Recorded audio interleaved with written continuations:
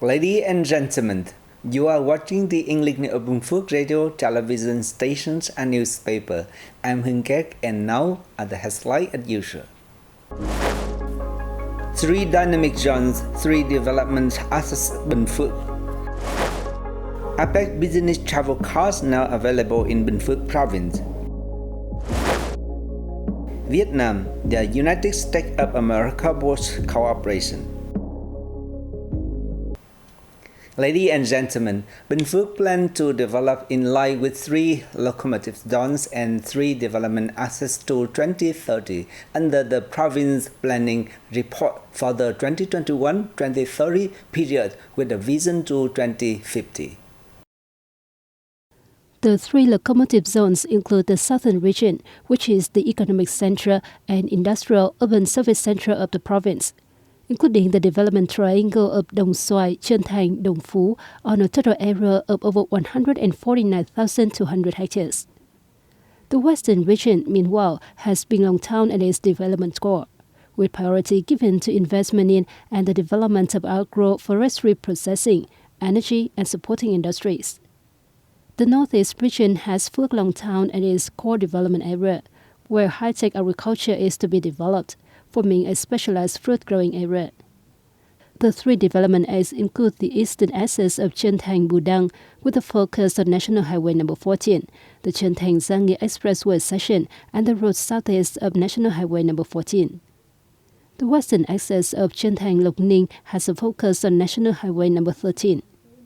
The Dong Phu Phuoc Long Central Axis is an economic corridor associated with Road No. 741, connecting Phuoc Long Town and Phu Rieng District with National Highway No. 14 and the Ho Chi Minh to Zone 1 Trân Thành Highway. The People Committee of Binh Phuoc Province had issued a decision on the publication of procedure for granting documents allowing the use of APEC business travel card in the province.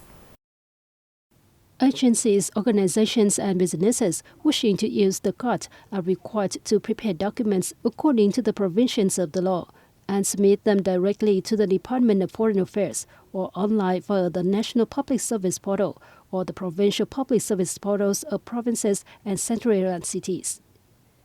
If an application is not valid, the Department of Foreign Affairs is responsible for getting its completion. When an application is valid, the department is responsible for receiving, processing, reviewing, and submitting it to relevant authorities to issue a document allowing business people to use the card if they are eligible or are sent a written reply if ineligible. Relevant authorities shall consider and issue a document agreeing to allow business people to use the APEC card. In case of refusal, they must be notified in writing, clearly stating the reason. Agencies, organizations, and businesses requesting the issuance of the document permitting the use of APEC cards can register to receive the results directly or online through the Public Service Portal or the Public Postal Service. With due attention paid and investment mix in many respects, positive change has been seen in medical examination and treatment in Binh Phuoc province, with medical facility and technical equipment now better meeting people's needs. Along with upgrading the quality of medical examination and treatments, the attitude of medical staff at hospital and medical stations has also been improved. The health sector has introduced a host of solutions to ensure that preventive medicine and grassroots medicine play appropriate roles, while specialized medicine and preventive medicine are to develop equally. The healthcare industry has also enhanced the effectiveness of communications and education to improve people's health, bolster information technology applications, and conduct administrative reform in medical examination and treatment. It is estimated that by the end of 2023, Binh Phuoc will have 8.9 doctors per 10,000 people, an increase of 0.4 doctors compared to the beginning of the 2020-2025 period, and 29 beds per 10,000 people, an increase of 0.5 beds. This rate is still far from the goal of having 10 doctors per 10,000 people and 32 hospital beds per 10,000 people by 2025. Our bulletin will continue with top story about the country. Let's take a look. On September 9th, Prime Minister Pham Minh Chinh welcomed U.S. Special Presidential Envoy for Climate, John Kerry, who is currently on a working visit to Vietnam. The Prime Minister welcomed Kerry's return to Vietnam, coinciding with U.S. President Joe Biden's state visit, which is made at the invitation of Party General Secretary Nguyen Phu Trong. He highlighted Vietnam's ongoing efforts to achieve net zero emissions by 2050. The government leader said, Vietnam has great potential for renewable energy development. He proposed that the U.S. support Vietnam in addressing climate change issues in the Mekong Delta. In response, John Kerry affirmed the U.S.'s commitment to enhancing cooperation and support for developing nations, including Vietnam, in their efforts to combat climate change. 28 years since the official establishment of diplomatic relations and 10 years since the establishment of the Vietnam-U.S. Comprehensive Partnership, Vietnam-U.S. relations have seen comprehensive, sustainable, and in-depth progress, marking positive contribution to security, peace, cooperation, and development in the region and the world.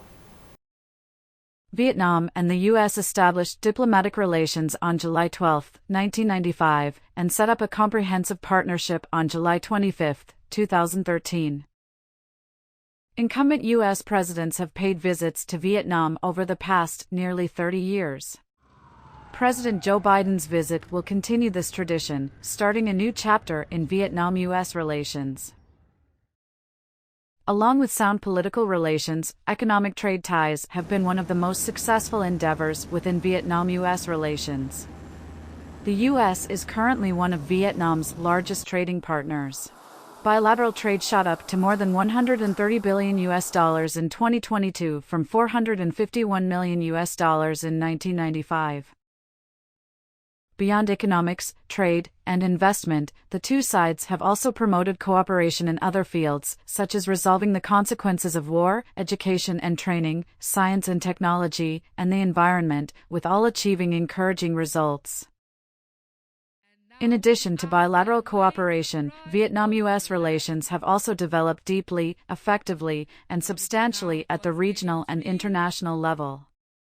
President Biden's visit is particularly significant as it takes place amid the 10th anniversary of the country's comprehensive partnership. The visit is expected to further deepen Vietnam-U.S. relations, contributing to maintaining peace, stability, cooperation, and development in the region and the world.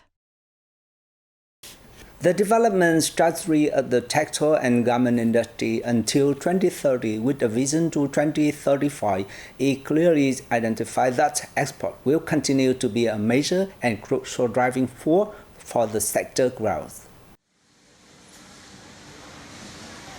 In addition, the industry development must be closely linked to the protection of ecological environment, fulfillment of obligations, and social responsibilities, in line with Sustainable Development Goals and international commitments. Alongside digital transformation, countries are transitioning to green and circular economies. The textile and garment industry is seen as a central player in this transition trend. The Vietnam Textile and Apparel Association, VTAS, forecast that production and export will gradually improve, but challenges will persist throughout this year due to the lack of orders for the third and fourth quarters. In order to achieve the export target of $39 to $40 billion this year, VTAS urged firms to seek measures to retain the workforce, especially the core ones, hold training courses to serve green transition and digital transformation. In the first 7 months of this year, the sector earned $22.8 billion from exports, according to the association. And that's it for the editions of BPTV News. Thank you very much for watching and see you next time.